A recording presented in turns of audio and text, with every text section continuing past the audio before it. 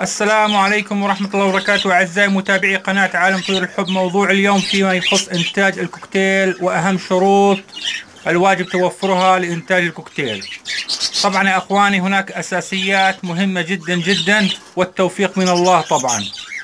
بداية أهم شيء إنه يكونوا الطيور زوج، أنثى وذكر، وليس ذكرين أو أنثيين كما يحصل عند الكثير من المبتدئين. يشتروا طيرين وبيكتشفوا بعد 6-7 شهور بعد أسئلة المخبراء أنهم ذكور أو أناثي. ثانيا أخواني، بعد أن تأكدنا أن الزوج ذكر وأنثى، ندخل المرحلة الثانية، ألا وهي أن يكون الزوج في عمر الإنتاج، أي 9 شهور فما فوق. فهناك الكثير من المبتدئين بيشتروا طيور صغيرة في العمر، مخاليف بعمر 4-5 شهور بينتظروا الإنتاج، وبصيروا يسألوا لماذا لم تبيض ولماذا لم يتم التزاوج. إخواني، لا يتم التزاوج والتوالف والإنتاج في عمر أقل من 8 شهور أو 9. هذا الشرط الثاني. الشرط الثالث، بعد توفر الشرطين الأول والثاني في العمر وفي الزوج، الشرط الثالث والأهم هو الهدوء وعدم مراقبة الطيور وعدم العبث بالطيور، إذ أن زوج الإنتاج يجب أن لا يتم نقله من مكان، حيث نثبت كما تشاهدون إخواني، نثبت القفص بهذا الشكل، مثلا في غرفة طيور أو في المنزل، بأي طريقة نضعها، هكذا أو هكذا أو هكذا، بشرط انه ما يتحرك المكان. خلص، زوج الانتاج يجب ان يكون في مكان ثابت ومستقر حتى تستقر الطيور للانتاج. طبعا اخواني، عندما نضع الصندوق للطيور، تبدأ الطيور بمحاولة التعرف على الصندوق ودخولها في القفص لكي تشعر وتنتج الفراخ بإذن الله. اخواني، رقم 3، تجهيز الأكواخ أو الصناديق، أن يكون حجم مناسب لهذه الطيور.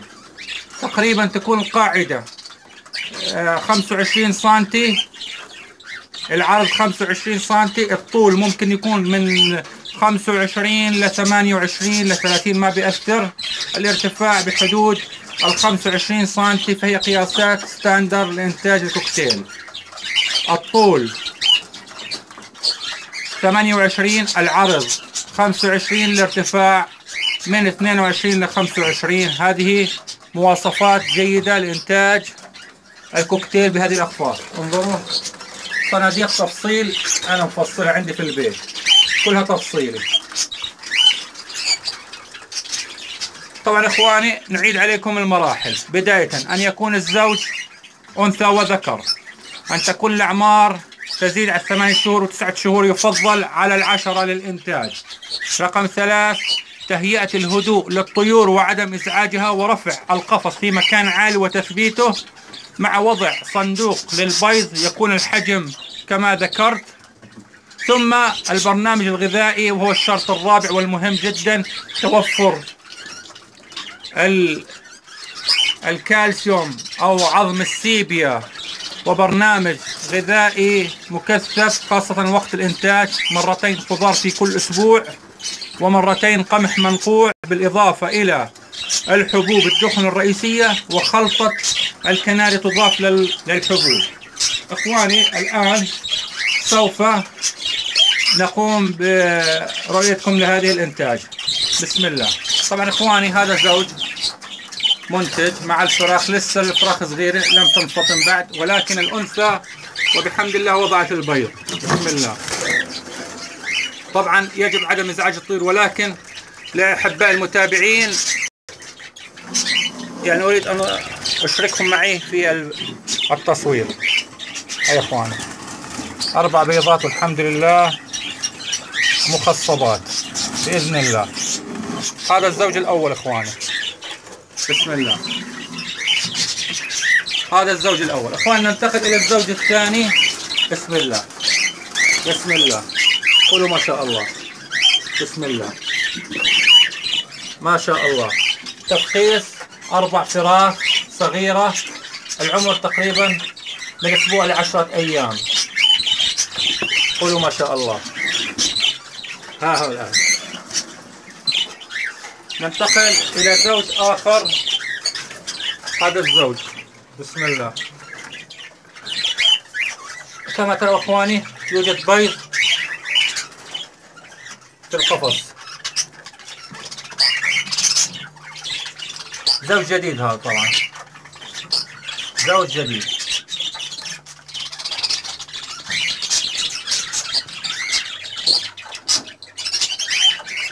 طبعا اخواني يجب عدم ازعاج الطيور، ولكن لإعداد الفيديو تم مشاركتكم معي في تصوير الطيور. بسم الله. وهنا مجموعة لم يتم عزلها بعد، الأهل مع الفراخ. وهذا زوج بسم الله ما شاء الله. قولوا ما شاء الله. زوج لاتينو بالعيون الحمراء مع الفراخ.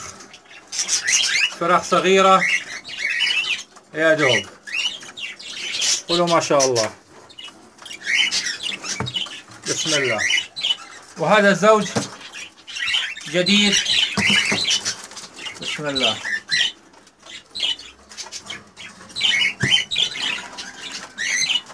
الحمد لله.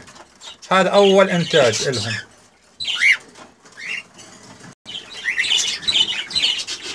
بسم الله. وهذا الزوج تحضين جديد. بسم الله. يا الله. الحمد لله. هاي بيضتين.